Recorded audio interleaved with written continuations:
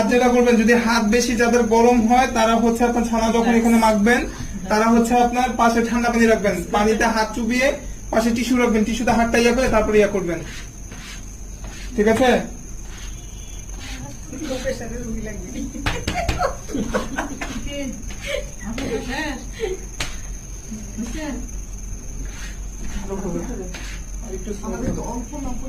আমাদের পানির যে বোতলটা দিয়ে দিন আর চিনিটা আমাদেরকে দিয়ে দেন, তারা এখানে মোটামুটি স্মুথ হয়ে গেছে, আরেকটু হবে, আপনাদের আরেকটু করেন, আপনি আরেকটু করেন।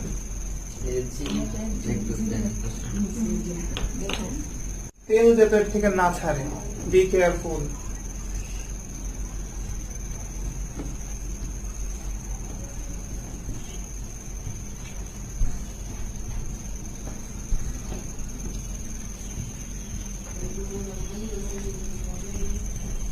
আচ্ছা, স্পঞ্জ মিষ্টি যখন করবো, স্পঞ্জ মিষ্টির জন্য আমাদের কোনো কিছুর প্রয়োজন নাই, শুধু ছানা ময়ান করে এটাকে বল করে ছিড়াই দিব, ঠিক আছে?